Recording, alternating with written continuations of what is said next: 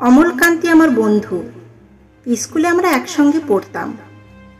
রোজ দেরি করে ক্লাসে আসতো, পড়া পারত না। শব্দরূপ জিজ্ঞাসা করলে এমন অবাক হয়ে জানলার দিকে তাকিয়ে থাকতো যে দেখে ভারী কষ্ট হতো আমাদের। আমরা কেউ মাস্টার হতে চেয়েছিলাম, কেউ ডাক্তার, কেউ উকিল। অমলকান্তি সেসব কিছু হতে চায়নি। সে রোদ্দুর হতে চেয়েছিল।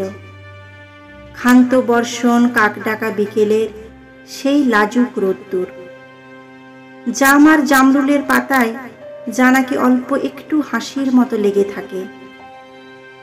আমরা কেউ মাস্টার হয়েছি, কেউ ডাক্তার, কেউ উকিল।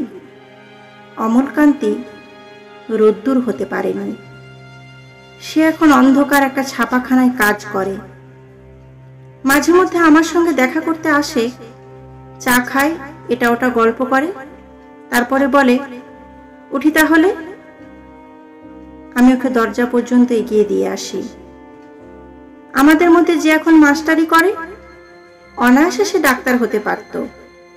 যে ডাক্তার হতে চেয়েছিল, উকিল হলে তার এমন কিছু ক্ষতি হতো না। অথচ সকলেরই ইচ্ছে পূরণ হলো, এক অমলকান্তি ছাড়া। অমলকান্তি রোদ্দুর হতে পারেনি। সেই অমলকান্তি রোদ্দুরের কথা ভাবতে ভাবতে ভাবতে ভাবতে যে একদিন রোদ্দুর হতে চেয়েছিল।